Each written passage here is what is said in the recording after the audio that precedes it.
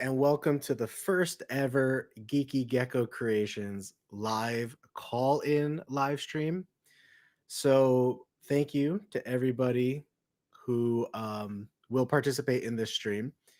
I'm sure your questions will be helpful for other people that watch this stream back. So, there certainly is no bad questions, like the old saying goes. Um, we are going to be running this as a pilot, as a test tonight. And if you guys like this, I think this is a new segment that could be really good for the hobby. I know that a lot of people might not want to be on camera, and you certainly don't have to be on camera to stream. But if you do want to be on camera, then this is a great opportunity to I don't know, some people just like to see you live on camera and interact with you. And also, you can promote your brand. You can promote any of that kind of stuff. So, thank you for everyone participating in the poll. Let me do this real quick because this will be the first test of the night. To add a guest, or if you would like to call in. So, here's how it's going to work.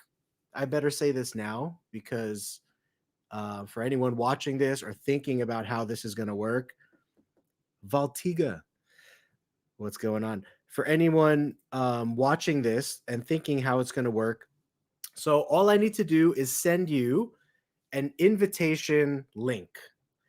All you need to do is click that link, and then it brings you into the back end of our live stream. Once you're in the back end of our live stream, I can see you there and I can bring you onto the live stream. What's up, Michael? So for now, since there's not a lot of people here, we can test it out in the way where I just paste the link in the chat. So let's see how this method works, okay? Method number 1, paste the link in the chat. If method number 1 fails, then we will switch to method number 2. Like if this ever gets big enough or whatever, we'll switch to method number 2 where I can email people the link so that like not a ton of people are entering into the chat. I'm not going to be showing off any geckos, Dat Boy. But if you want to hop on the call and if you want to show off some geckos, whoever wants to hop on the call, all you need to do is click this link right here. Can I pin this?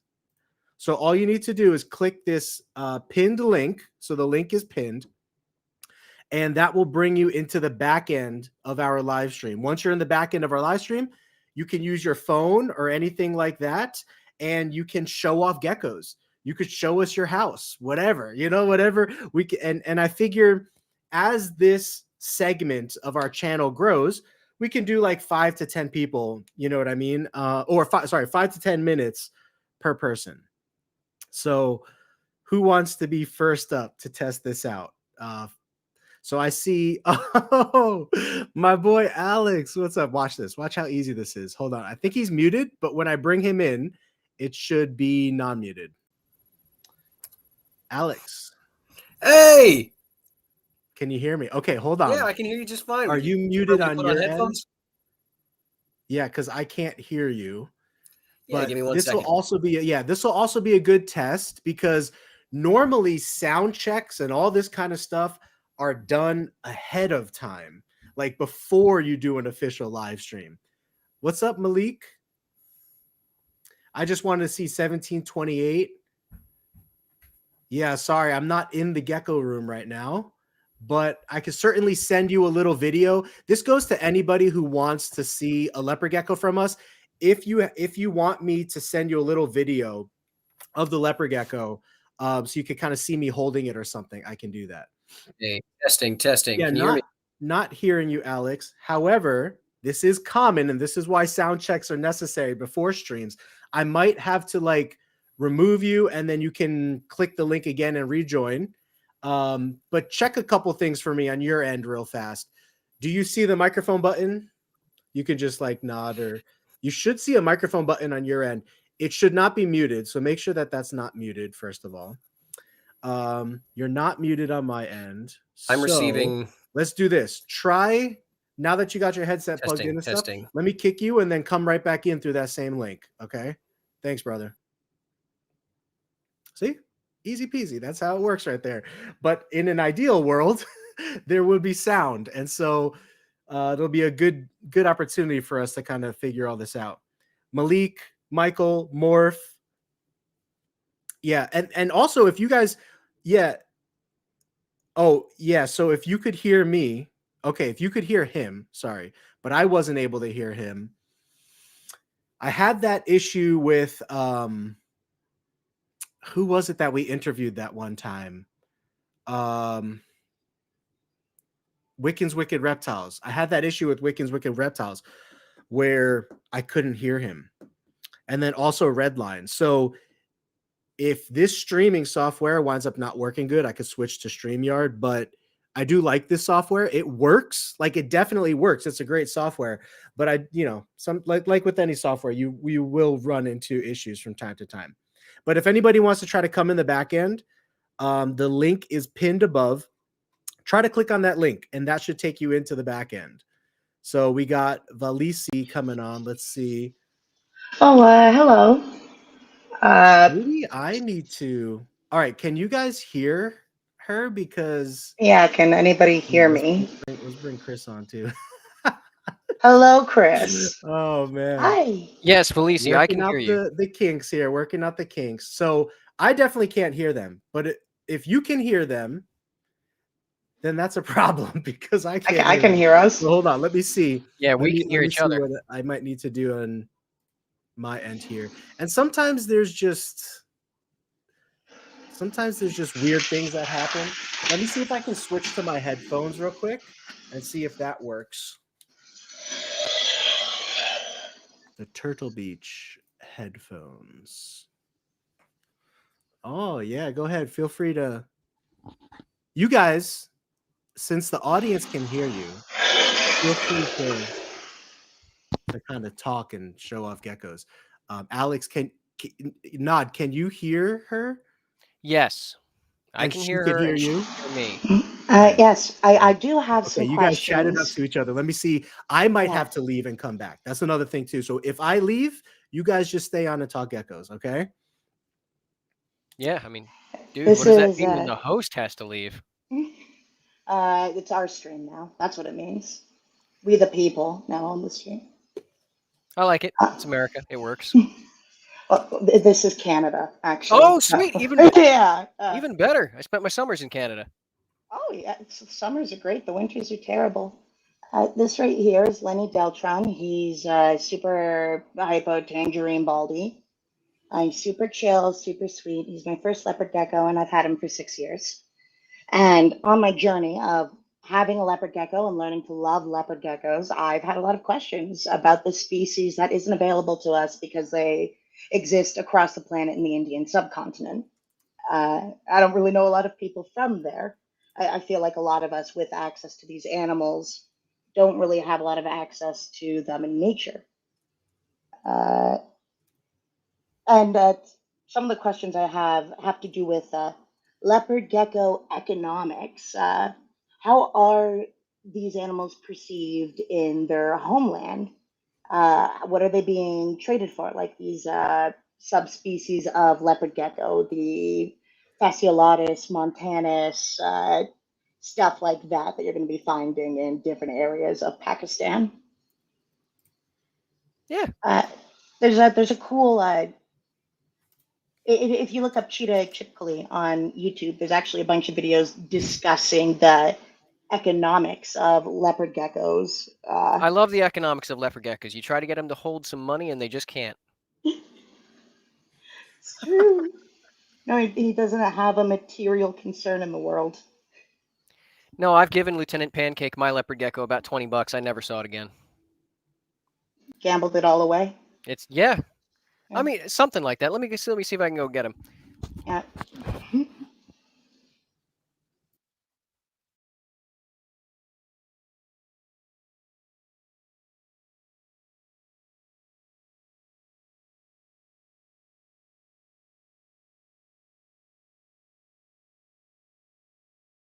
Drug addiction is fair. I feel like anybody with a leopard gecko has like at least 3 big bins of bugs. Hello, chat, and everybody. Frank, can you hear us now? Oh my goodness, and now we can't hear Frank. Yeah, the man is speaking, but he's muted. At least as long as he can hear us. Oh no. Yes, this is Lieutenant Pancake, known as the reptile with rank. Oh my goodness. Yes, Lieutenant bred. Pancake is so handsome. Thank you. So is your leopard gecko. And what was their name again? Lenny Deltron. Lenny I love He's it. not as Chadley as yours, but low tier tangerine, you know. Oh, he's fine. Oh, he's fine. He's more of a. You know what? He's more of a Tangelo. Yeah, maybe. I don't know. There was a reptile show around the area when I got him, but aside Was from he the fact that also? Was he also bred by Frank? no. This guy right here was bred by Frank. This is before Frank was doing his tier system where they were rated on different things. He was doing a winter sale about 2 years ago, and we picked him up and we ordered him. And Frank did a fantastic delivery to a FedEx center near us, and it was in winter too, and everything was absolutely perfect. So Frank did a fantastic job of getting him to us. He was about, I want to say, 6 months old, and now he is just over 2, and we do tons of videos with him. Yeah, I think one of my biggest interests with Frank are the variety of morphs that he's dealing with, and also his interest in, I guess, correcting some of the issues that have come up in line breeding these animals by crossbreeding them to more wild populations, although I don't really know how that went. Yeah, I've heard about line breeding before. Now you'll have to correct me. Is it where you have a descendant from another descendant from another descendant, or is it like you just try to get them to have a fantastic night on the town on a line? You just draw a line on a piece of paper and you just send them out, play some Stevie Lewis music or something. I think that sounds a lot more interesting, but you're just moving in one direction. So I find my most yellow leopard gecko, and then I breed it with my next most yellow leopard gecko, and then I just keep breeding the next most yellow leopard gecko until I have an ultra yellow geck. That's not as cool. romantic. Yeah, he looks like Frank described this one as a baldy, which was sort of like he doesn't have any of the spots on him. This is more of an old school baldy. These were a lot more common, but they're sort of falling out of popularity because they don't have the most vibrant color anymore. Well, it just sounds like it's time to form a gecko rock band with the least popular geckos and try to bring them back as sort of a straight out of the terrarium rap music thing. Absolutely. I don't know if you do any YouTube with yourself. Frank was actually a huge inspiration of mine to start my YouTube journey. And I've since dedicated my channel to making YouTube parodies, a bunch of sci-fi and stuff and really interesting things. That sounds awesome. I used to make comic books, but now I do nothing aside from go to college and talk about geckos. Yo, I would totally read gecko comics. Those are awesome. Yeah, Lieutenant Pancake was recently in, what did you do today? He did a Speed Racer parody where we put him on a little toy Ferrari and we moved him around. This is a gecko conference. Just It really is. He wants nothing to do with the gecko conference. Yes, let's thank God that this time it was Frank's audio that went out and not his heater, because I can only imagine he would have had to sit on all the eggs himself. Oh, yeah, no, I can tell from watching this guy's video that he would incubate all those eggs himself. Oh, he would. He would. In a heartbeat. I mean, I wouldn't want his wife to walk in. What are you doing? Nothing. Sitting on 3,000 eggs. Nothing. I'm not a smart man, Jenny. Testing. But I know what incubation is. Testing. Hey, Frank, I can finally hear you. Oh, you can? Yeah. Do you hear like yourself? Do you hear yourself with an echo by chance? Yes, but that's also because my alias is Echo Foxtrot. But still, what I do hear an echo. about sorry, Valisi? Is that how you pronounce your name, Valisi? Yeah, sure. It's Valisi. Valisi, that's cool. Do you hear an echo? A little echo. Okay, hold on. Okay, can you still hear me?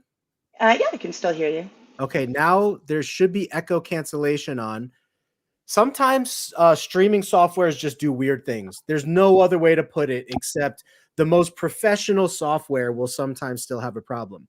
But there should not be an echo now. So people who are listening, let me know. Alex, I almost called you Chris again for life. Oh, Alex, do you hear an echo? Anyone hear an echo? No. There's an inside joke here about my nickname being Echo. I know it, but no. Valisi sounds like something out of like what's that science fiction fantasy with the dragons and stuff? House of something maybe. It's really Dragon. It's really popular, but you need like HBO to have it or something. Game of Thrones, Game of Thrones. Yeah, Valisi sounds like something out of Game of Thrones or something. Yeah, you might be thinking of Cersei. Oh yeah, hold on. We need to show Alex's doppelganger real quick. Oh no. Okay. Hopefully this doesn't mess things up because sometimes when I try to share a screen, it does funky things and it's no fun. But yeah, Frank, I was telling them how you hatched Lieutenant Pancake here from your own cloaca and gave him to me to raise as my own. And yeah, he's such an amazing leopard gecko. Frank inspired me to start my YouTube journey. Not journey. I wouldn't add a YouTube journal. But this dude is a major inspiration for me and my channel. And I was about to say you check them out. We're already on your screen, so they are. Can you guys hear me okay? Yeah. Yes. Let me know if you could hear this. Oh, no. Can you hear this? Yeah. Yes. Is it loud? Like too loud, or is it good? Oh, it's enough. Oh, whoops. No, we're not here to learn about orthodoxy. Oh my gosh. Okay, Valisi, look at this. I thought this was one of Alex's parodies. Look at this. Hold on for a second. Somebody screenshot this. This is absolutely wild. Tell me this isn't Alex right here. I'm here, Minotaur. Right?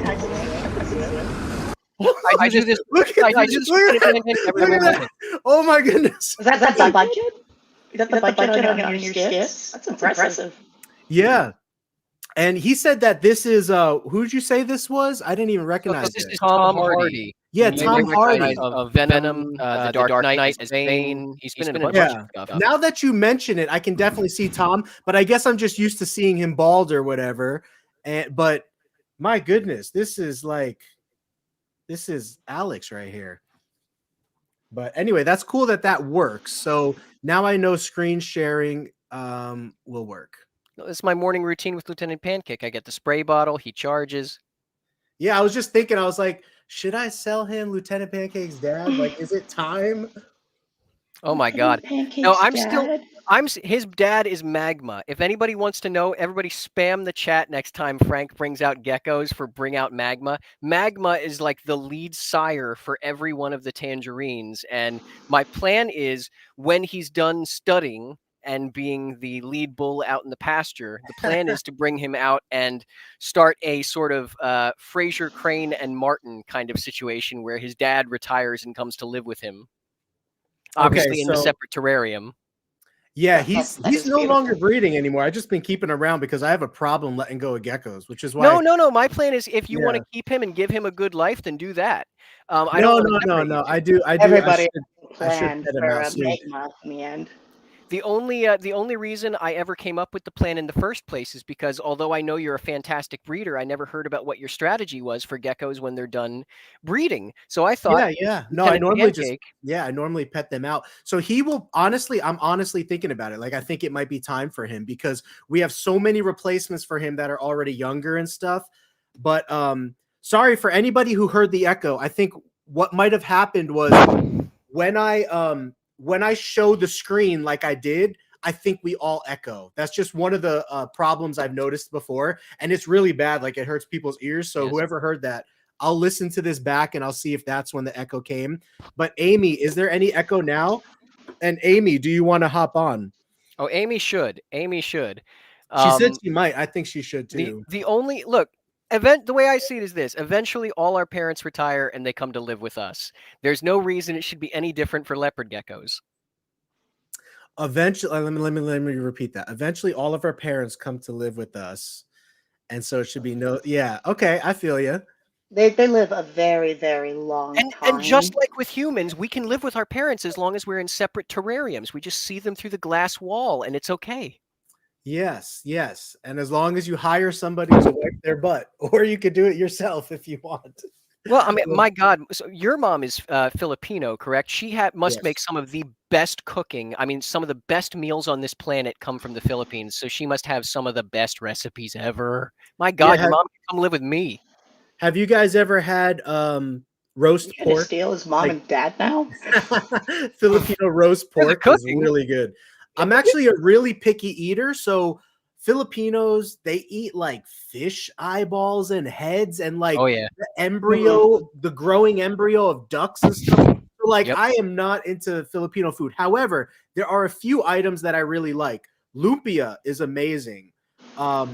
Roast pork where they cook. What is lupia? So lumpia is like a Filipino egg roll. So it has meat inside and vegetables and sometimes like rice. And then there's a crispy, deep fried egg roll shell. It's really, really good.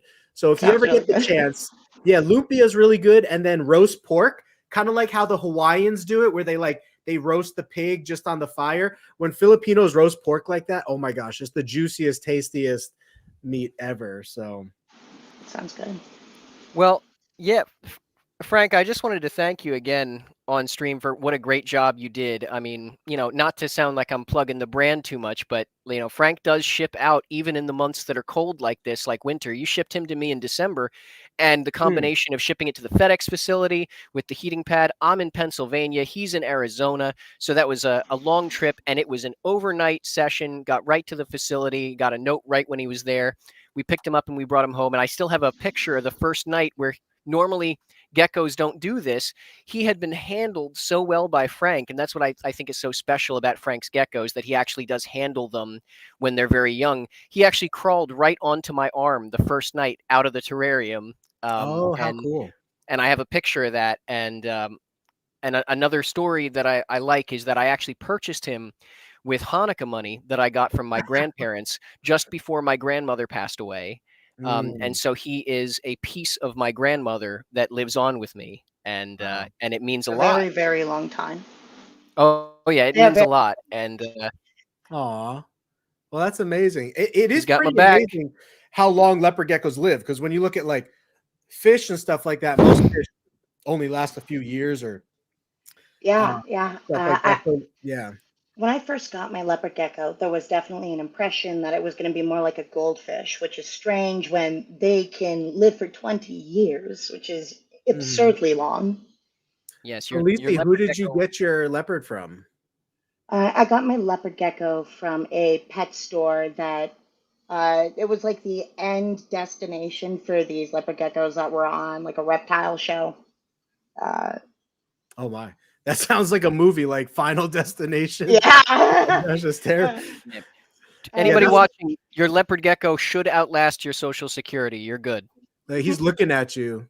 Lieutenant Pancake's looking at you. Well, He he's the- has to be the most famous, like, individual leopard gecko in the world. And I was telling Alex today, I was like, this has to be the most spoiled leopard gecko ever. He's like appearing in featured films and stuff, like he's a celebrity. So it's crazy. Yeah, would you mind if I say what the channel is? I didn't want to do that without your permission. No, you can. I can actually hold on. Let me test the echo. Guys, let us know if it echoes even when Well, if we mute, we should be good. If Valencia is that what we're doing again? I apologize. Yes, see. Valencia. Oh, wow. Yeah, if we both mute, we should be good. Okay. It's let me bring up Astronomical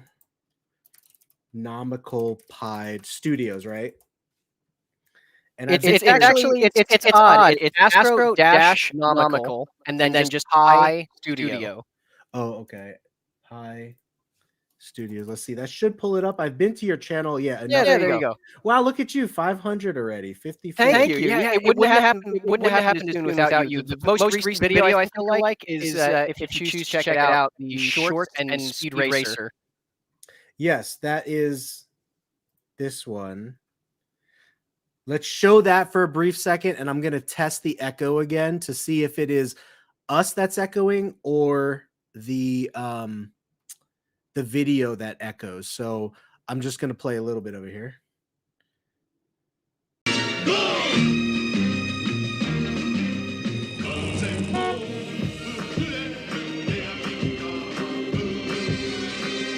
Look at this leopard gecko.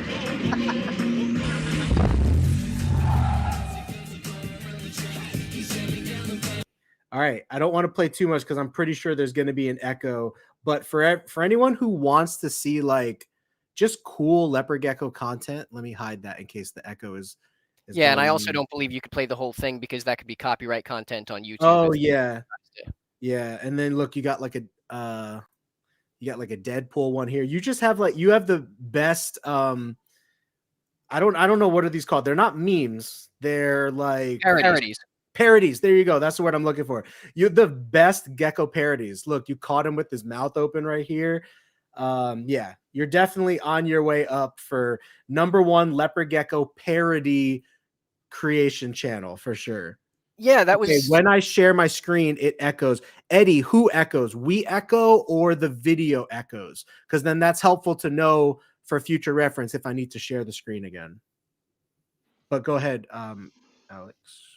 Oh, I was just going to say I owe a lot of it to you, man. You encouraged me to go, and one of the things I always heard is find your niche. To anybody that's looking to create leopard gecko content in the future, either on YouTube, I don't know if you gave me this advice as well, Frank, but it's just find some. I think you might have just find something that you like to do and upload every day, and find a niche within a niche if you have to. Like Frank's thing is leopard gecko care and leopard gecko breeding and all the things that go into being a breeder and making shorts out of that. My thing is about being a keeper and more specifically making parodies where my gecko interacts with my dog. And I'm going to slowly start moving into He's still looking at you. Same. Oh, because he knows he wants to be front and center. He doesn't He's like, think dude, where's my next parody? I'm waiting for my next parody. We're going to branch into some care tips soon and make it like really funny about like things that leopard geckos can and can't do. Like, for example, they can't understand the phone book, but they can read where inchworms live and find them according to the phone book. It's gonna be good. I owe a lot of this to you, Frank, so much. So, not to polish your car for you, but I appreciate it, man. Well, thank you guys. Thank you. I really appreciate it. I'm seeing who else might want to come in, and I definitely appreciate you guys helping me test this out. I also don't know the max amount of people that I can have on here, but I'll certainly try for the max. I would assume at least 4. I'll hop off pretty soon. No, it's up to you. You're good. There's no one that's waiting in the lobby. I can let you guys know if that's the case. But if you need to go, then go. But there's no, you don't need to go. I just wanted to ask some questions in regards to the subspecies of leopard gecko. Yeah, I heard you guys talking about that, right? Yeah, you had some breeding projects where you were working with fasciolatus leopard geckos because you were trying to work with some of the genetic issues that some breeds have. Now, on Geeky Geckos, which is sort of related to your channel, you guys know each other. He's working with you, from what I understand, on these new super vibrant tangerine geckos that look super exciting. But it did make me wonder what happened to the fasciolatus breeding experiment, because you moved on to the Max Snow, which was worked beautifully for the Black Knight geckos.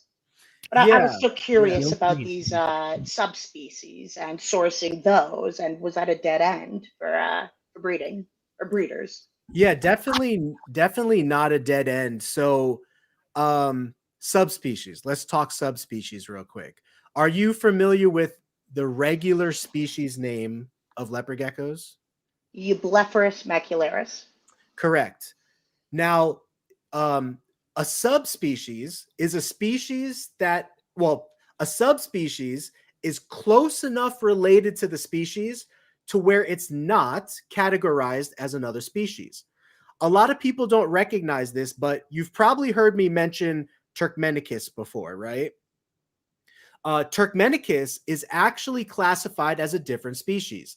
It's Eublepharis turkmenicus. It's not Eublepharis macularis. Oh, Alex, like Pictus, Satparensis, Hardwicki, Fuscus, Angramenu? yeah, Angraminu would be a separate species. Hardwicki, I always say Hardwicki because I think it's funner to say, but Hardwicki or Hardwicki. Alex is getting yelled at or scolded or something. I don't know what's good. Too much fun. So here's the difference between the species. Species are not as closely related, and they might have problems breeding. Let's use another example you'll be familiar with. Lions and tigers are different species, but when you cross them together, what do you get? Liger or a lion. No. Right. And what's You could get one or the other. liger or a Tigon. Tigron? Okay, yeah, I don't know what they call it. And what's one of the problems that they have with the hybrids? That they can't reproduce. They can't reproduce. The reason is because the DNA is not close enough, and there's some misalignments in the chromosomes to where they're not able to reproduce. If a valid offspring is even able to be created. So sometimes when you're crossing species, a valid offspring is not capable, right? So like if you take a shark and try to breed it to a whale, their species are so far apart that you're not going to, there's a 0% chance that fertility will take place, right? But when you're talking about species that are somewhat closer related, for example, I have often thought, is a leopard gecko and an African fat-tailed gecko close enough related to where you could hit that 1 in a million shot of getting a hybrid? Maybe. I don't know. I've heard rumors of people trying it. They deviated in the Paleocene, which was a very long time ago, so I doubt it. Right. Yeah, I haven't seen anybody produce one. You know what I mean? So I look wouldn't. So similar too. So it's like, what? Yes, but sometimes things surprise us, right? Like with lions and tigers are actually like pretty different species. You can correct me if I'm wrong, but it's a little surprising that they would be able to actually have an offspring, so to speak. I think it has to do with the amount of chromosome amounts too. If those just happen to line up, I think you could cross larger gaps. Okay. So it sounds like you're familiar with like species family, how all that works. So yeah, leopard geckos have about 7 or 8 total species and subspecies that are closely related. And actually, let me remind you. The biggest of the leopard geckos. Yeah, I'm gonna leave that off to the side. So Angraminu, Hardwicki, the Sapornensis. I don't know if I'm pronouncing that correctly. Yeah. That's a new one. That's kind of a newer one that people are getting their hands on in the hobby. Some breeders just started getting their hands on it. I hear that is hello, cowboy. Yes, sorry. My friend came over in the middle of the stream, and don't worry, don't mind him. And okay, here's the dog. No worries. Why are you on about a lot of leopard gecko species? My mother is photobombing your stream. No, it's a professional stream. He's streaming this. How cool is this? I got a notification you were on, and I ran. I was so excited that she wants to see her baby boy. Mm-hmm. Yeah, very good to meet you guys. Very good to have the whole family there. Yes. This is my. Thank you for the invitation. Why is everybody here? So there were some. Let him speak. I'll mute. What was it? It's been a while since I'm trying to think if I remember this one correctly. Was it the Angraminu? There was a professional scientific research paper that was created around not the Montanus, not the Macularis, not the Turkmenicus, not the Fasciolatus. What am I missing? It was around a Hardwicki, I think.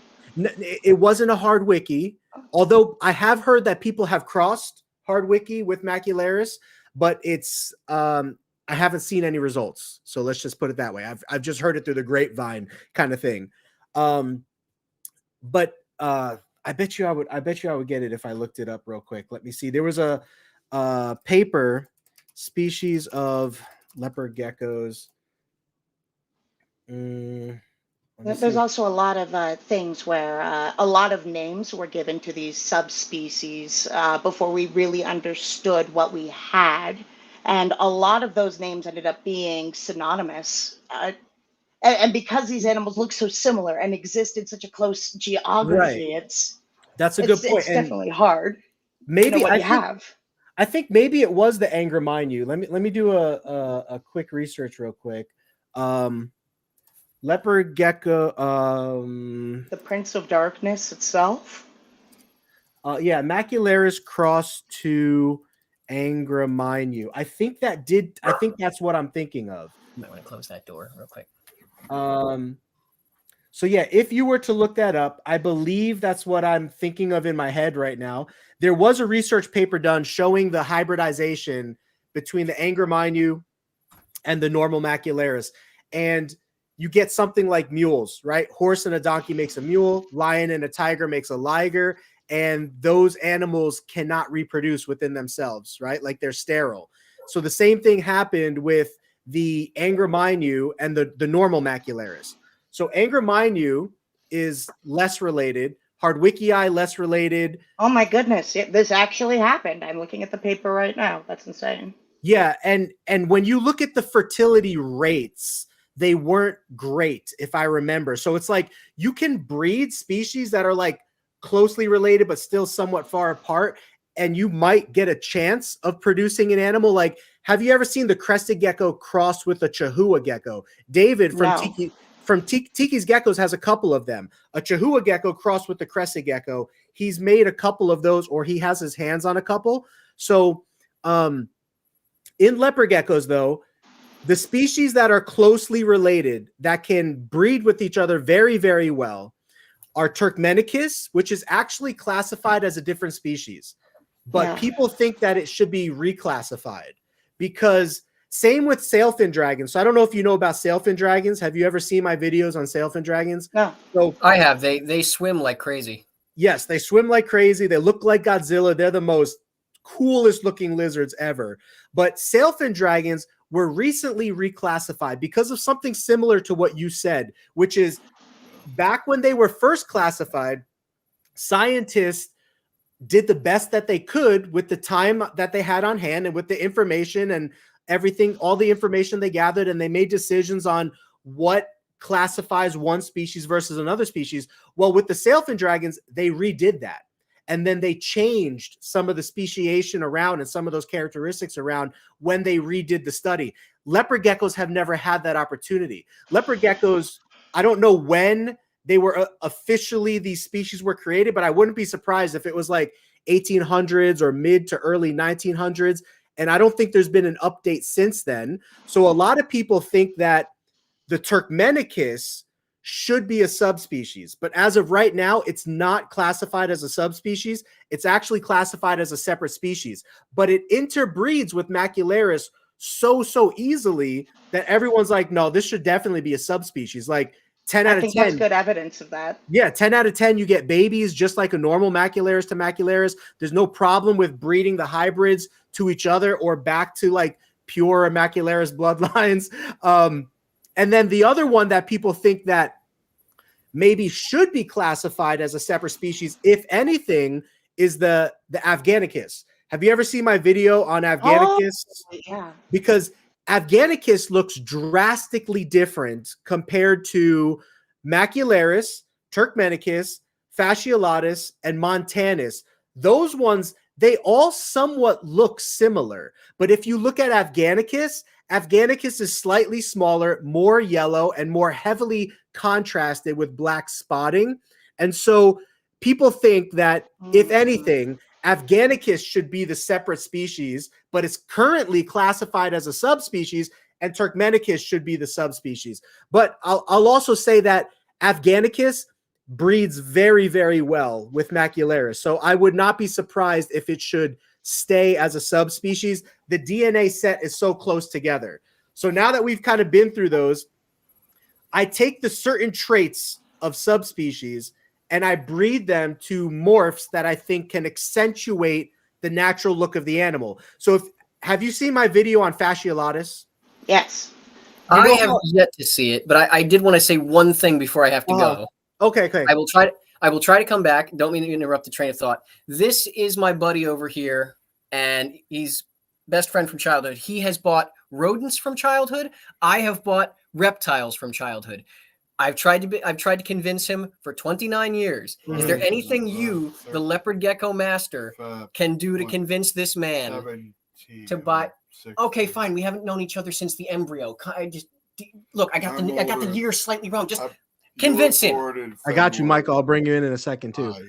Wait, so you kept rats? He kept hamsters. They're all Hamsters. rodents. Okay, here's what will convince you. I had a hamster before I ever had a leopard gecko. And do you love dinosaurs? You look like you love dinosaurs.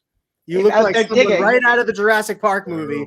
From Jurassic Park 1, you know, where he's got the sunglasses and the hat and he doesn't want to talk to anybody and he makes fun of the little kid and like cuts him open with the velociraptor claw. You remember that scene? Yes. So if you like dinosaurs, this is the closest thing to a living dinosaur that you could pretty much get. I mean, people will argue birds, but these are, in my opinion, more dinosaur-like and kind of cooler because they have teeth and stuff. So Yep. But good to meet you, man. Good to meet you. Thank you. We're going to head out for the night. Thank you for inviting us to the stream. Thank you for inviting Lieutenant Pancake. And just to let you know, the same thing happens. My dad's an Irish Catholic, mom's an Ashkenazi Jew. If you breed them, you get me. And so they are compatible. There you go. You can try so many different things. There you go. Yeah, same species, different localities. That's a great point too. So there's different localities of leopard geckos. Have a great night, Frank, and see you All right, guys. guys. I'll see you. All right, let's bring Michael in here. How's your sound working, Michael? Good? Pretty good. Yeah, how you doing? Cool. If you want to turn your phone sideways, that'll make you more horizontal. Let me finish with Valisi real quick.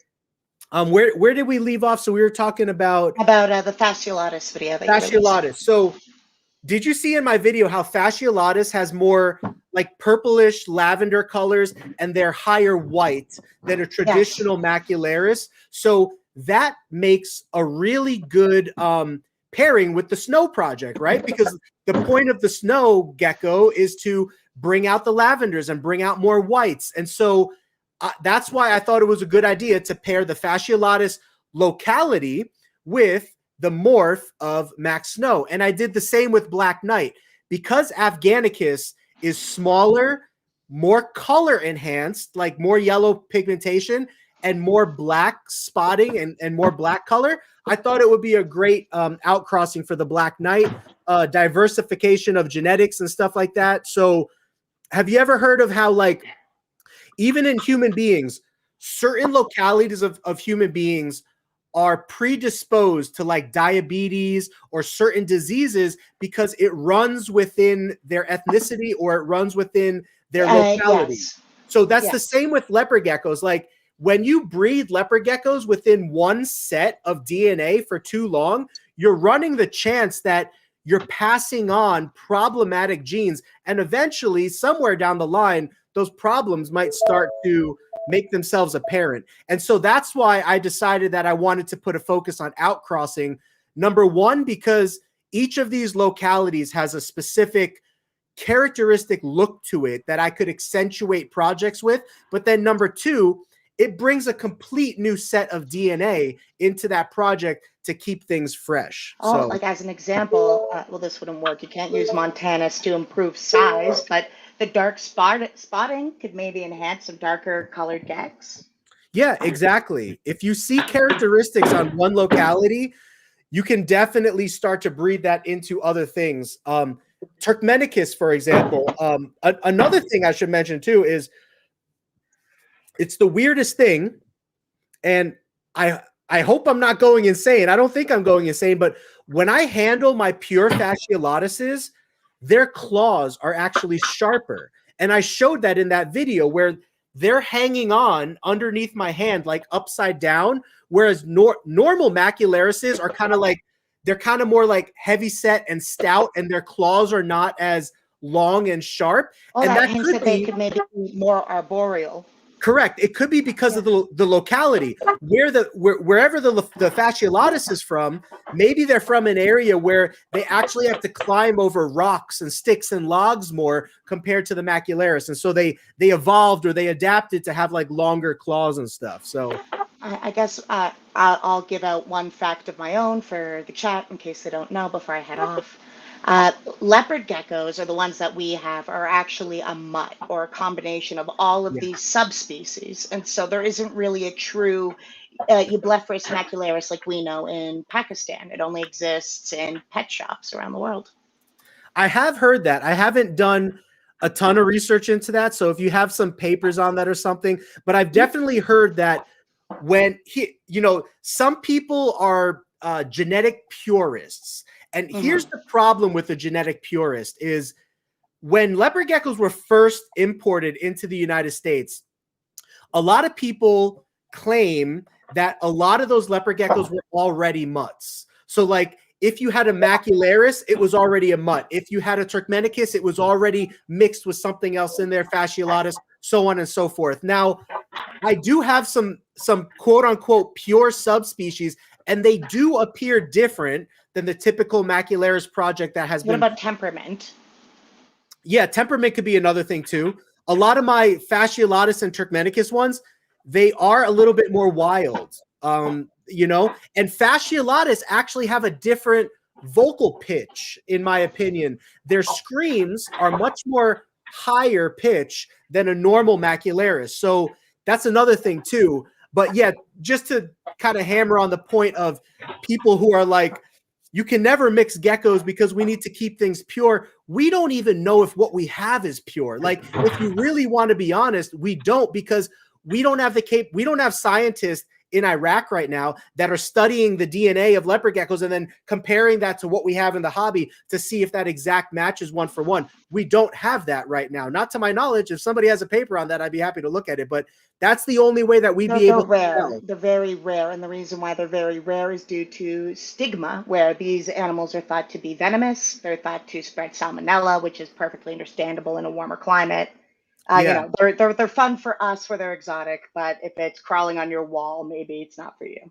And they're in war-torn countries, right? So yeah, Afghanistan, Iran, Iraq, Pakistan, like these areas that are like war-torn, we can't just so easily get into. Or if you do, you're really risking something there, right? You're just gonna sneak in, take some geckos, sneak out. And maybe that'll change one day. I hope it does, because I would love for us as a hobby to import some new bloodline, like not new bloodlines, but I mean like wild, truly wild stuff, Absolutely. So thank you so much for talking with me, Frank. Yeah, you've been awesome. Very informative. You are very informative. I look forward to more engaging scientific conversations with you. Keep up the good work. If you see any interesting papers, peer-reviewed papers, research papers, stuff like that, that is more than just like someone's opinion on a blog, and it's talking about something really informational, I would love to see it, because I'm always trying to learn more about the information that we have on leopard geckos that has been like peer reviewed and officially like scientific approved and all that kind of stuff. So okay, there are a few very interesting papers floating around that I would be more than happy to share with you. Thanks, Alicia. I'll see you next time. See you. Bye. Michael, hey Michael, we're gonna bring Amy on just so she's on here, and then make sure her sound's working. Your sound working okay, Amy? I think so. Yeah, it is. Michael's been waiting for a while, so let's check in with Michael real quick. And hey, how you doing, Frank? Savannah there, so feel free to show us off the Savannah. How you doing? You look like you're on the job. Yeah, I'm out here working right now. Oh, sorry. What was that, Amy? Oh, yeah, go ahead. Michael, yeah, you're working, Mike? Oh, yeah, I'm working. My mic's working, I think. Okay. Yeah, definitely. So this is cool. You're on the road and hanging out with us. I know, right? I try to sneak in some time in with you guys. I just had a few questions. I've always been in leopard geckos for a while. I had my first one for about 12 years. Not just about the hand ability, like with juveniles, like with them to avoid them snapping and hissing at us and let them calm down and coming on our hands, you know, approaching us. Yeah. So I know I told you that I do have some handleability videos. Yeah, I checked those out. They're pretty nice. Yeah. Yeah. So the biggest thing is every gecko is going to have a different personality. And similar to what we were just talking about with Valisi a second ago, anything, in my opinion, anything that has wild type bloodlines in it, like Turkmenicus, Fasciolatus, Afghanicus, those bloodlines, in my observation, they have a tendency to be a little bit less tame from the start, if that makes sense. So yeah. I know that you picked up a couple like Black Knight Afghanicus crosses from us, and so if they're a little jumpy, it might be the Afghanicus in there. And then some of our Black Knights, for some reason, are jumpy which is weird because their great grandfather, the original like S tier Black Knight male that we brought in that produced all of our Black Knights that we have now, he was the sweetest boy ever, the sweetest, calmest boy ever. But for some reason, all of his offspring are like wild creatures. So, but what you can do is just give them a couple weeks, a couple months, open-handed handling. That gets them, you know, once they start with that training, once they get like over a year old, that gives them a really good chance to like naturally just calm down. But some geckos, they do stay with like a little bit more jumpy personality, you know? Yes, yeah.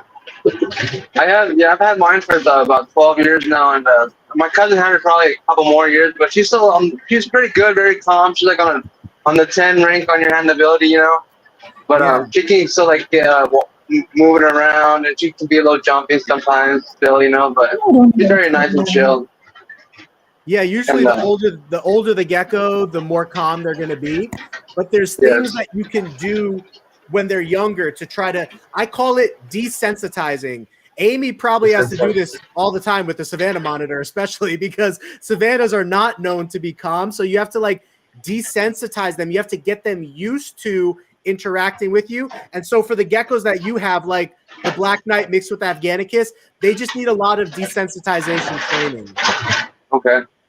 Because I got that male, he's the Tremper albino, the blood emerald. Oh no, he's a bold emerald. Sorry. Yeah. But he's very calm. He was sketchy at first. He snapped, but he's very nice and calm. It took him a while, like not a while. I took a good week, the handling, and he's very nice and calm. You know. Yeah, that's one thing. Whenever someone is like, "What is the calmest bloodline that you have in your operation?" I'll tell them usually it's Tangerine. For some reason, all of our Tangerines are just hyper calm for the most part, you know. What's up, Jordan? Yes. All right, let's check in with Amy real quick. Let's make sure her sound's working and stuff. I think it is. How you doing over there, Amy? Oh, you can't hear us? Well, I can hear, but the sound is working, but there's a lot of background. Yeah, it's like your conversation and his conversation are like intertwined, so it's like it's kind of hard to hear then. Yeah. Okay. Yeah, it could be too, because it looks a little laggy on your screen. So if there was a better spot for Wi-Fi or connection, sometimes that can chop things up and kind of delay things as well. But if it's manageable for you, and you're able to manage it, then feel free just to manage it, and then we can kind of work with each other. Okay. But fine. Well, it's good to see you, Amy. I mean, a lot of late night live streams we've had you on in the comments section.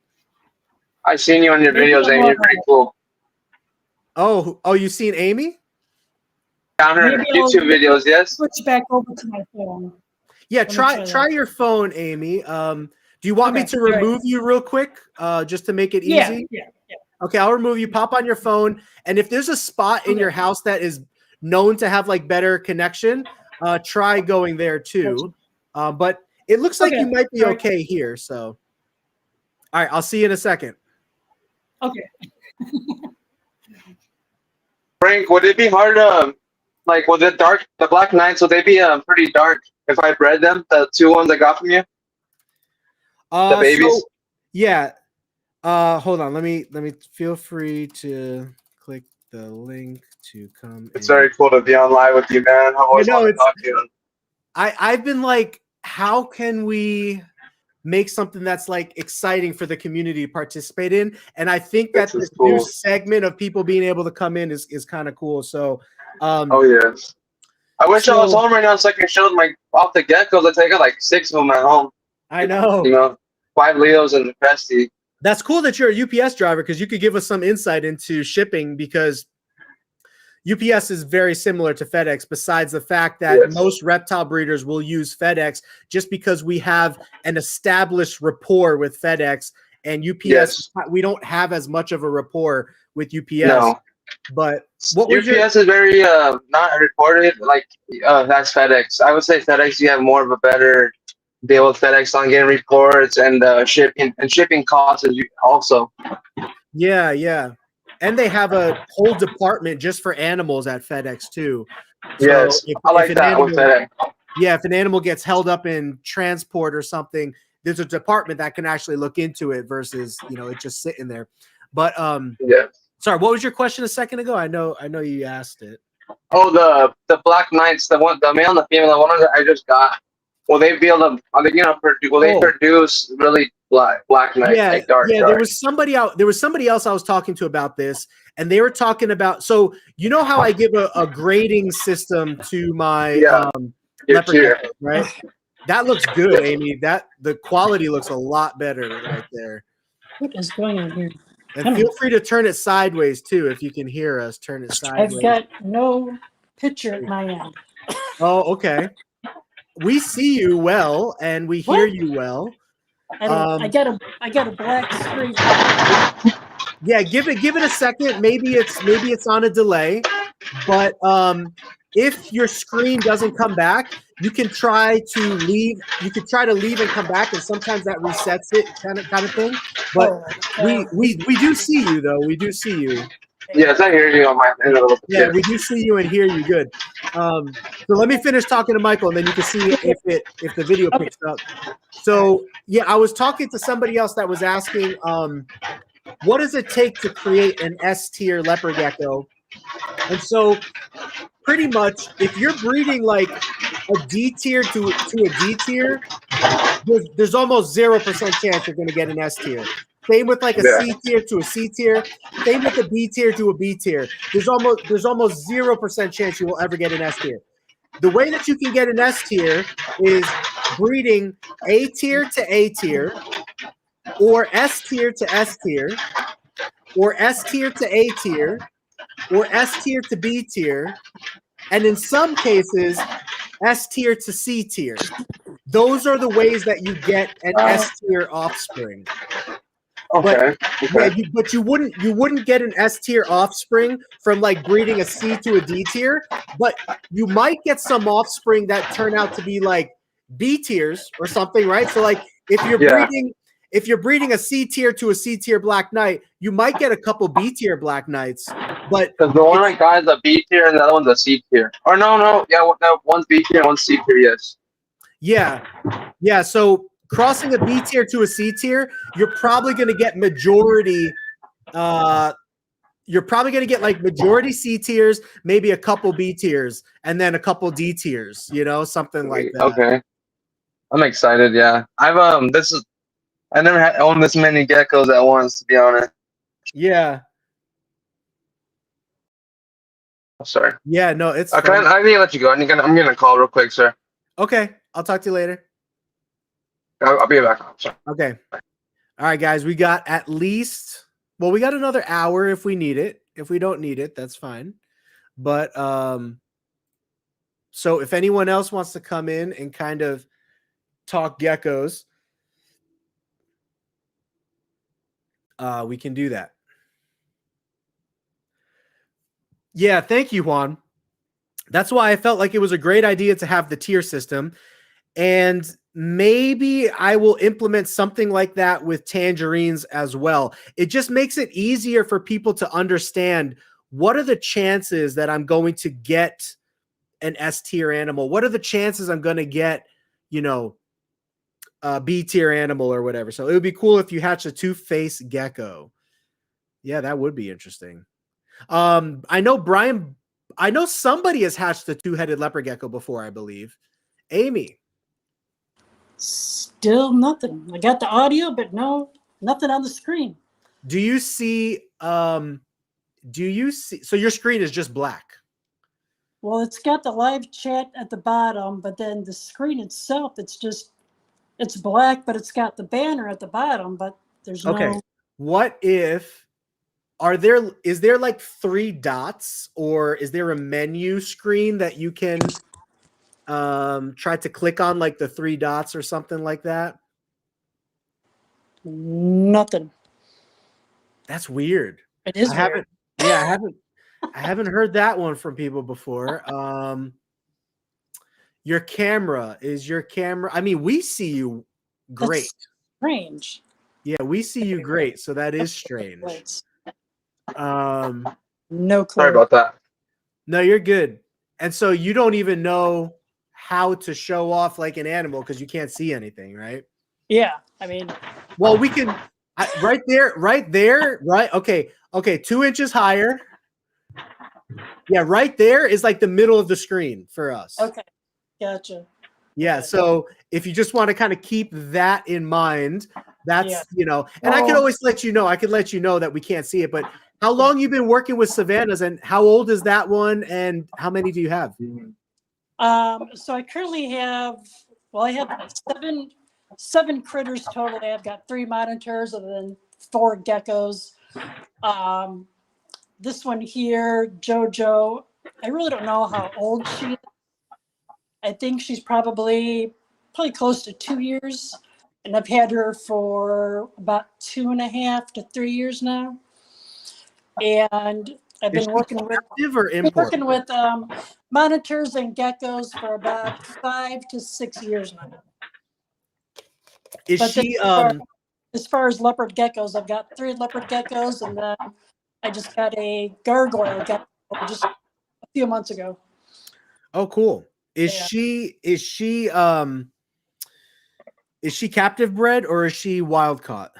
Unfortunately, a wild caught, but okay. Yeah, I mean, most savannas are. I don't know anybody that's actually been really successful at breeding them in captivity. I know some people have been, and it's starting to become a little more popular now. But prior, like when I was first getting into savannas, like 10 years ago or so, you could not find captive ones at all. Oh. And one of the reasons is because imports are sold for like $25 sometimes at the pet store or at a show or something. So what that does is it de-incentivizes breeders to work with them, because you can't compete with that pricing as a breeder. And and also they were just really difficult to breed in captivity. Like, people were not finding success at breeding them in captivity. Right. Yeah. Unfortunately. Yep. Yep. I mean, I'm all about captive bred, but unfortunately, this one here actually I got from a friend of mine that wasn't able to take care of her anymore. And I'm like, don't take her to a pet store. Don't just do whatever. I'm like, bring her over here. I can give her a good life. And is she calm, or are you just restraining her? Oh no, she's perfect.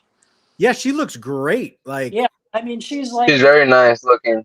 She's the most friendliest and calm and tame and socialized. I love their blocky heads. They just look so they look like a Carnosaurus or like a Tyrannosaurus face, like they're really cool. Yeah. Yeah. I mean, she's super friendly. I mean, she'll just crawl up on me and cuddle with me and just hang out, Does she go into brumation, or?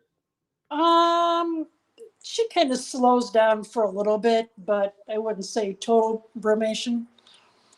What do you mostly feed her? Because I know there's, a lot of people think you're supposed to feed them rats or whatever, not realizing that they're like insectivores in the wild.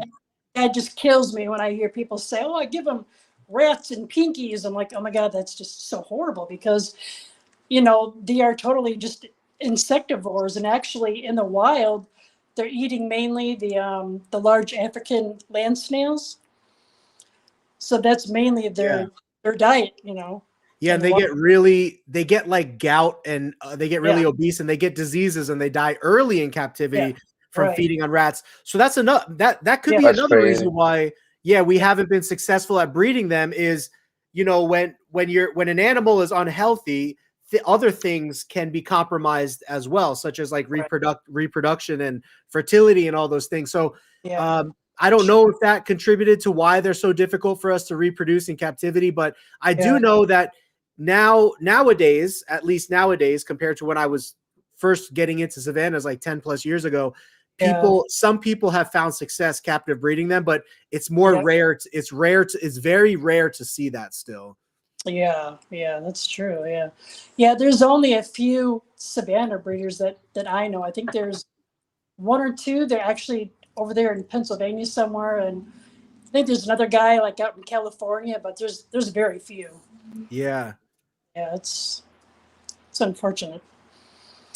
But I peach throat out, but he oh, you have a peach throat? He not wanted handleable? No, he's like the most same thing. He's super friendly, super tame, super social. Oh, wow. I mean, he's like the best monitor that anybody could have. I mean, he's the bond that I have with him. It's insane. I mean, wow, that's awesome. I can get him to jump to me, and I mean, he's just super friendly. Okay. He went to bed a couple hours ago. Amy is the reptile whisperer. I try to be. Yeah, I mean, so when I was young, when I was like really getting into reptiles around like 10, 11, 12 years old, you probably remember this. You remember the king snake forums? That's where everybody hung out for reptiles before social media. I was up like all night looking on the king snake forums, and I was like, what can I afford? What can I house? And so Timmer monitors, peach throat monitors, Aki monitors, Savannah monitors, those were monitors that I was all really into. And I did like a ton of just, looking at whatever content, binging whatever content and videos I could get for those back in the day. Yeah. Yep. Michael's at the airport or something. He's on an airstrip. I also have an Aki monitor. I got him probably about 6 months ago, and he's only about 8 months old. Red or yellow Aki? Oh, he's actually a high red. He's super pretty. Jordan, are you asking about incubation period for leopard geckos? And do you want to come on the live stream? Garden of Idrin. Hello, fellow reptile nerds. I should monitor the chat more. What's up, Michael? Because I know some people might not want to come on stream, but the more the merrier. And I do want to test out this software to see how capable is it actually, and how many people can it host. So if you want to come in, feel free to come in. But if you're talking about incubation period for leopard geckos, once the eggs are laid, if they're incubated at like 88 to 89 degrees, you're looking at 35 to 40 days. And then if they're incubated at 79 to like 81 degrees, you're looking at like 60 to 65 days. And I do have videos on incubation if you want to type in on our YouTube channel, Geeky Gecko Creations Incubation. And yes, I do still have sail fins, and I'm getting ready to finally sell a couple. I grew them all up for 3 years so I could pick the ones that I really want to hold back for my projects, looking at different colors and patterns and size and all those kinds of things of where these animals are at. And they're still subadults, so they're still growing, but I came to the conclusion that I need to downsize some ball pythons. I need to downsize some sail fins. And so I will be selling a couple sail fins soon, but we do still have the sail fins. And as soon as I'm able, I will start doing content specifically for them. Just been really busy with the Leos, and we've been downsizing in here a lot in general. So like, just to give you an idea, last year I probably produced like, I don't know, 1,000 to 2,000 geckos or something like that last year. This year, only like less than 200, maybe even only 100. And that was because we have so many geckos that I just want to focus on selling the geckos that we have that we don't need. And then I will just niche down and keep back the projects and geckos that we want so that I could downscale the business a little bit and things will be more manageable and all that kind of stuff. So that's kind of what I've been busy working on. Definitely. When you incubation on the incubators, is there good ones and bad ones you do and do not recommend? So if you're a newbie, brand new, Yes, almost all newbies start with something called a hovabator or a reptibator. Are you familiar with either one of those? Yeah, you sent me one on the reptibator and probably the hovabator too. Yeah, so those are good for newbies, but they're not as accurate as professional incubators. But professional incubators usually cost upwards of $500+ if you're talking about sea serpents, or if you're going to make your own incubator, you could get an old fridge or an old wine fridge, and then you could line it with heat tape or heat coils, attach a thermostat to it, and then, you know, if you have the knowledge to be able to do that, you can turn it into an incubator. So my cousin, who's very knowledgeable with electronics and all that stuff, he's made like 5 incubators for us. But if you're not so good with electronics and stuff, to buy a professional one, you're looking at like $300-$500 plus for the smallest model. Then once you start getting into bigger models, you're talking about like $1,000+. So it is an investment, but it's worth it once you get to a certain level, you know? I believe it, yeah. Especially when you're starting breeding them and selling them, and yes. Yeah, if you some people also have been buying you don't have to crawl on the floor. Oh, she doesn't. My wife is crawling on the floor behind me. I thought it was just a cat. But what's the name? Yeah, so cheap incubators will certainly get the job done, but once you're really starting to lock in temperature zones and stuff like that, like if you really want males or if you really want females, it can be helpful to invest in a professional incubator. Yeah. Especially for males. For females, I would say it's a lot easier because females are just hovering around 79 to 81 degrees, but males need to stay around 88 to 89 degrees consistently. And when you have a reptibator, there's nothing circulating the air to keep the temperature even in the reptibator. So if you have one tub of eggs that are incubating at 89 degrees, the other tub might be at like 86 degrees. There's a lot of variance within those reptibators. But once you start getting into professional incubators, they have fans and stuff that circulate the air so that the air temperature stays even for everybody. So, Leo, are you awake, buddy? Come on. Are you awake? Do all incubators have to be plugged into a thermostat? Yes, but yeah, like Eddie's saying, that should be built in if you buy one from like Sea Serpents or even Amazon. Everybody always asks me about, have you guys ever seen that cheap like $150 refrigerator style incubator on Amazon? I don't know what it's called, but it's a popular beginner incubator. But if you read the reviews, it has a lot of bad reviews. Like I've heard a lot of reports of people saying that it shorted out, the heat cut out, it overheated, whatever. So cheapness comes at a cost, right? Reliability. I've never heard of an issue with a reptibator or a hovabator, but I have heard of issues with those cheap refrigerator style Amazon ones. But some people still experiment with those because they're inexpensive. So who do you got there, Amy?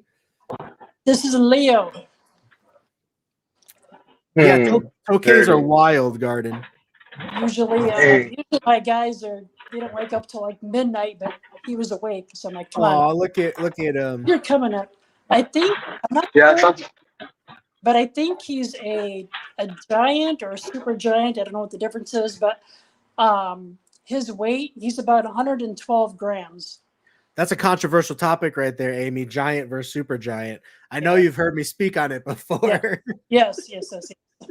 But so here's the way giant and super giant is supposed to work.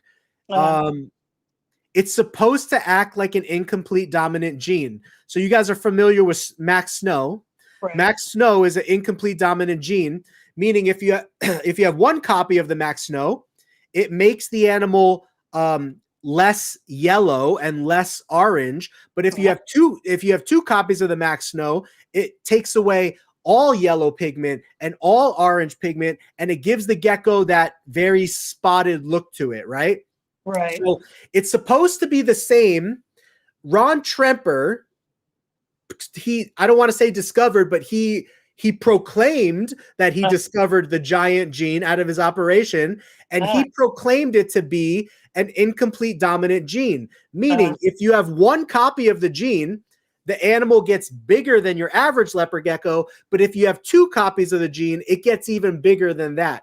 But people in the hobby started realizing that this gene doesn't act that way, and not all the time are the animals bigger. A matter of fact, sometimes they're a lot smaller than they should be if they are truly a giant or a super giant. So now the general consensus now is that it's a line bred trait, and any line bred trait has a probability of hatching animals that are on one spectrum or the other or in between. So take a black knight, for example. Anytime you breed two black knights together, that's a line bred trait.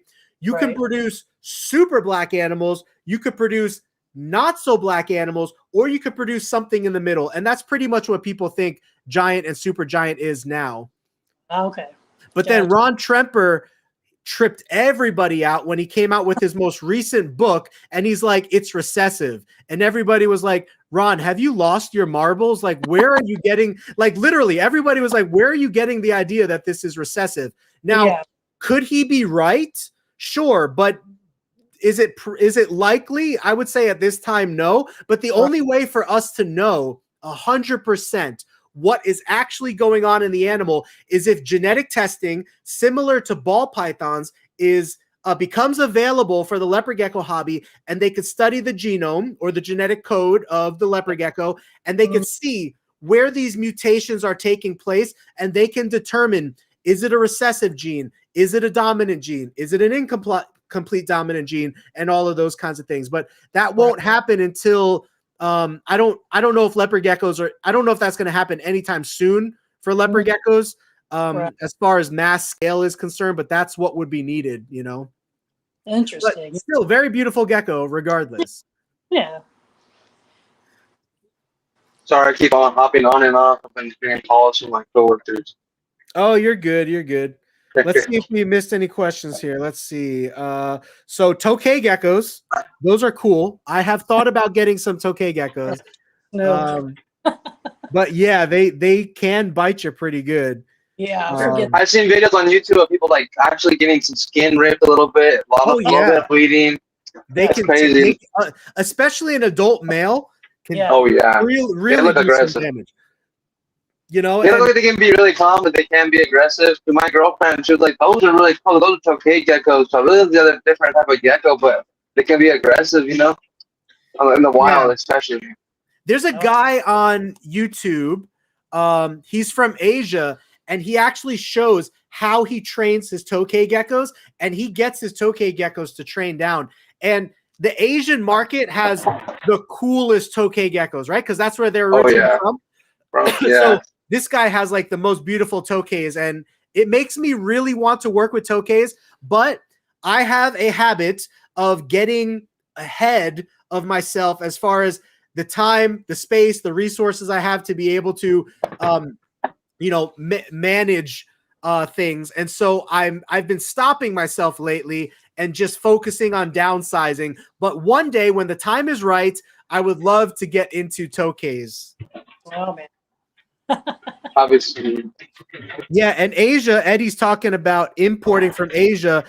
Asia is one of those countries that we can easily import from, especially Korea, and they have some of the best stuff. So if you find breeders from Korea or China and stuff like that, usually a lot of those breeders, they know the correct exporters to talk to, and all you need to do is pay them, and then they'll ship you the animals. The problem with that is whenever you export, you don't really know these people too well unless they have like a really good record, and you have to send them like $5,000 up front because it costs a lot of money for exportation fees, and then plus the animals you're buying. And then a lot of those guys have minimum requirements. So for example, if you're going to export, you need to spend at least like $3,000 to $5,000 with them and then pay for $2,000 shipping. That's the only problem. But other than that, it's actually really easy to export from Asia and to export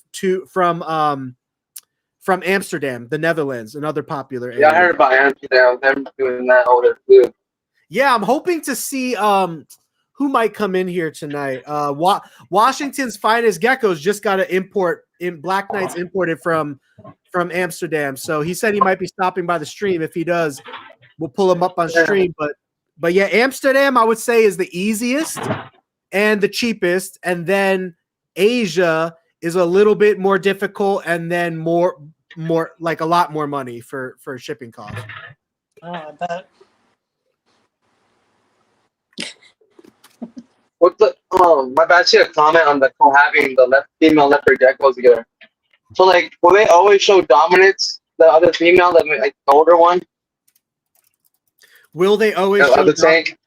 So so here's something that happens is in the wild, leopard geckos become territorial because they live in colonies. So like they'll live in colonies of like 4 to 6 females with like 1 male in the wild. And if a new female comes into that colony and she's not received into that colony, she'll just leave. But in captivity, we don't have that opportunity. So the best way to cohabitate females is to clean the cage, put the geckos into a brand new neutral cage.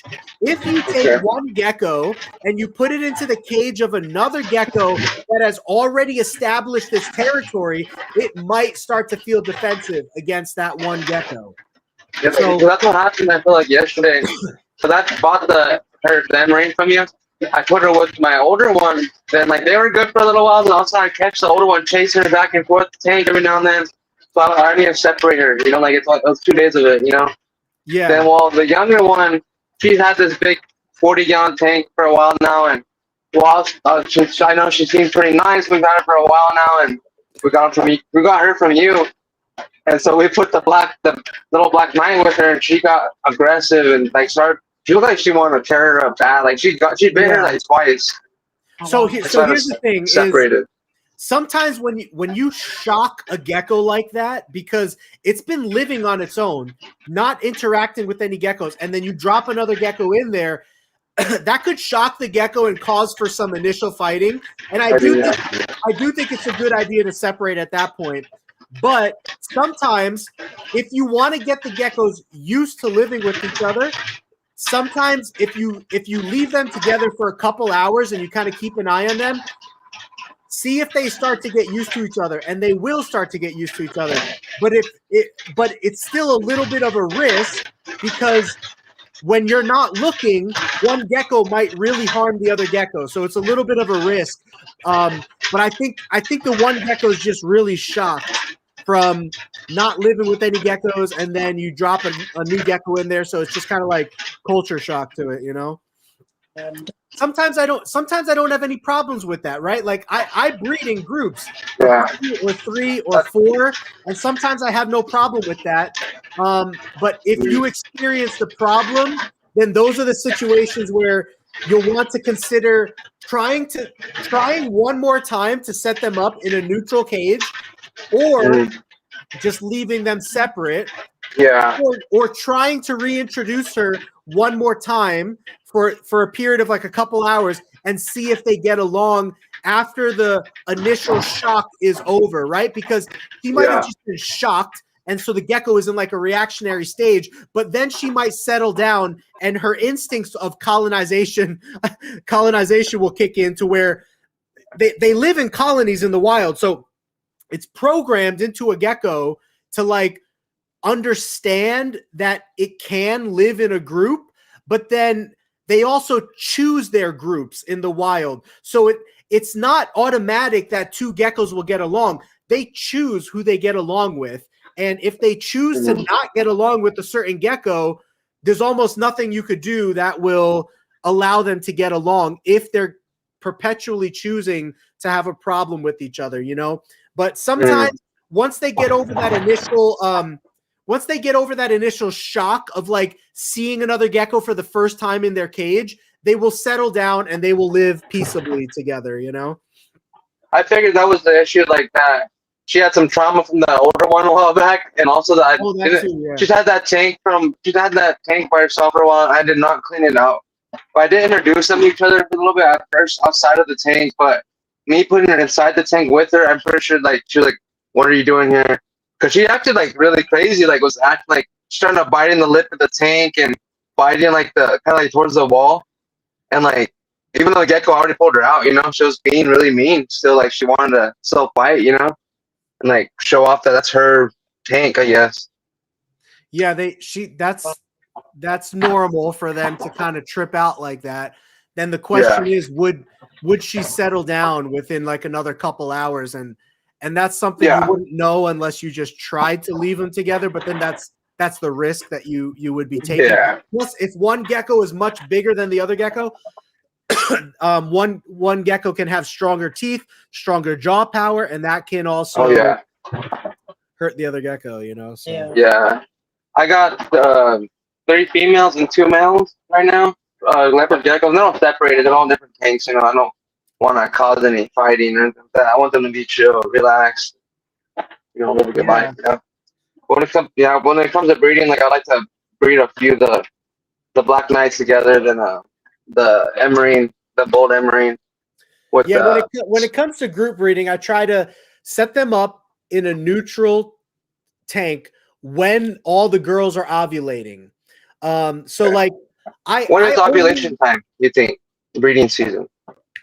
It really varies. I would say most geckos start ovulating between January to April, but I have geckos that ovulate all year round. So you just need to look at your geckos and see when they're ovulating.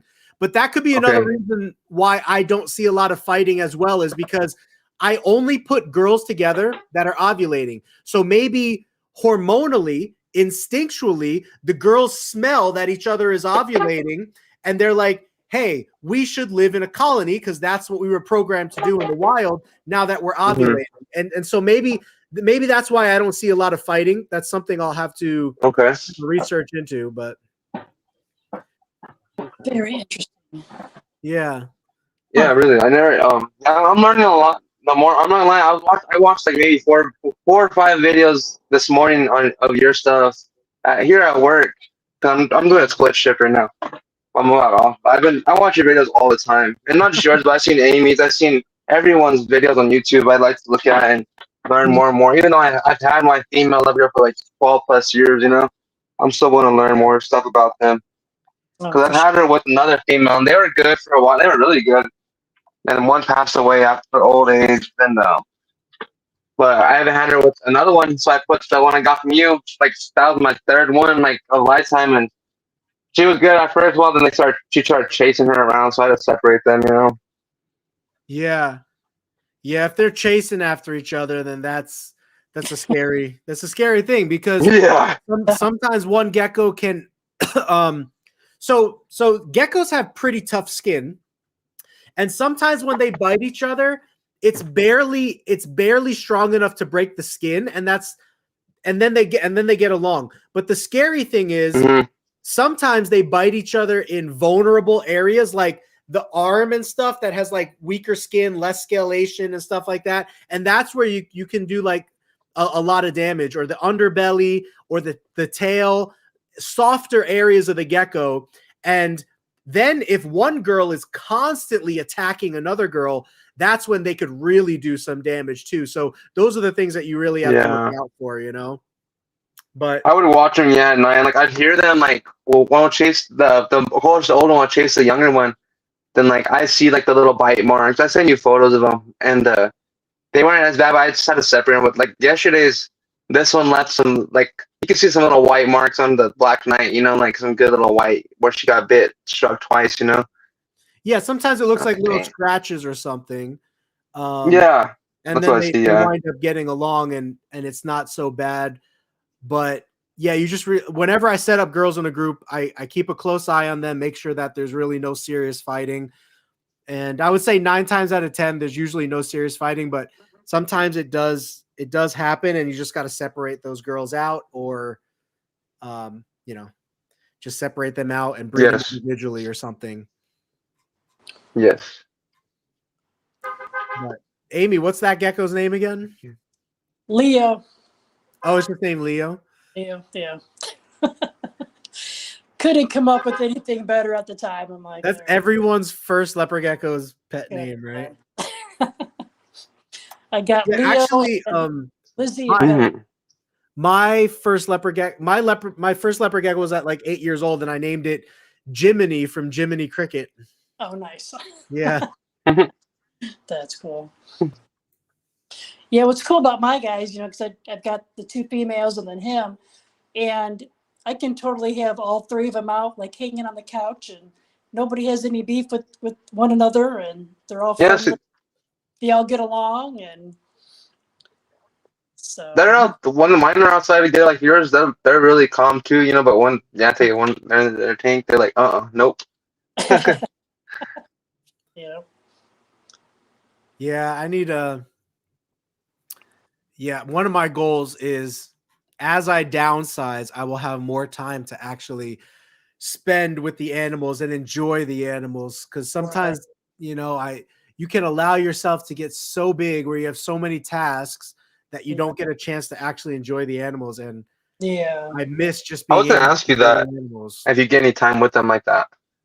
Yeah, so it was the way that I viewed it a couple years ago is I was willing to sacrifice my enjoyment to spend with the animals.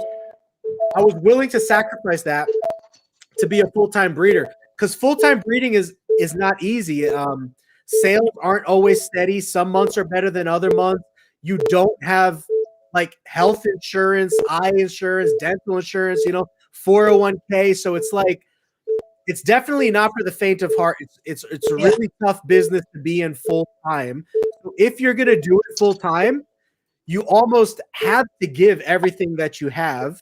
And therefore you're sacrificing like the pet side of it, like the enjoyment side of it. But now I allowed myself to get too big to the point where I was like, I don't want to live life like this forever. I need to like bring myself back to a more manageable level. And then I can also make time to enjoy things like bioactive cage designs and spending time with animals on stream instead of like just selling animals on stream. I could just like hang out with them on stream and do live streams and stuff like that. So those are goals that I have to kind of work towards, but it's going to take a little time to make all those adjustments, changes, sell all the animals we need to sell to get down to that level where I'm not just constantly like doing work related stuff with them, Right. Yeah. But thankfully I'm, making the decision now to make those changes instead of like, I could have allowed it to go on for like another 5 years and then things would be even more pressuring and worse. So at least I'm moving in the right direction as far as what my goal is now. Yeah, for sure. Good goals to have. Yeah. So you're not working tonight, Amy, huh? Nope, not at the moment. Are you going to work? I wish. Oh, you still can't see us, huh? No. That's gotta be terrible. I'm just staring at a black screen with oh man. The chat at the bottom. Yeah, I forgot you can't see us because we see you and we see Leo real well. So strange. Yeah. I'll have to do this again and figure out what I'm doing wrong at my end. Sometimes it's just a fluke of the software. It might be. Other times there might be something that so you don't see a menu screen, right? Like you don't see 3 dots or anything? No, I've got the main screen, which is black, and then it says live. It's got like the countdown. What about when you first clicked on the link? Did it tell you to choose a name? Yeah, it did. It told me to type in my name Hold and on. then, check the microphone and all that stuff. And then I did all that, and So I yeah, check. jumped out, So you select jumped the out and came microphone. back in, and it still did the same thing. It should also ask you. Sometimes it asks you to select the video if you're on the computer versus like if you're on your phone. It might ask you what camera do you want to use. So next week or whatever, see if it asks you, if there's a video question about what camera you want to use, and maybe maybe that option didn't get selected or something. I don't know. Sometimes though the software is just funky, and it's the software's fault, honestly. Weird. Yeah. Huh. So if I haven't had I've had some problems with the software I'm using right now. If I have more problems, I just found something at the bottom where it said more. I clicked on that. It says share stream link, private chat, audio settings, video settings. I would check video settings. Let's see what that does. Just says back camera, mirror my video. It says front camera. Try front camera, or actually, I don't know. Try front and back camera. See if that front camera, no video. Front camera is highlighted. The what camera? The front camera is highlighted. Have you tried changing it to back camera? I have not. No. I bet you it's going to show. I bet you it's going to flip the screen for us, but it might not do anything for you. But let's just try it. Yeah. We're getting behind the scenes footage at UPS with Michael. Yeah. So now we just see like. Now we see your computer, right? So I'd have to. So it does have to be on the front camera. It does. Yeah. Yep. It does have to be on front camera. Yeah, it could just be a fluke. Honestly, I mean, sometimes these flukes happen. But hopefully next time it won't do that. Yeah. But otherwise, like the connection when you were on your computer, it was a little choppy. But when you're on your phone, it's good. Like it's smooth and stuff like that. So. Yeah. Yep. Weird. Huh. Yeah. The resolution. The resolution shouldn't do anything. That's on standard resolution. Yeah, no, it shouldn't.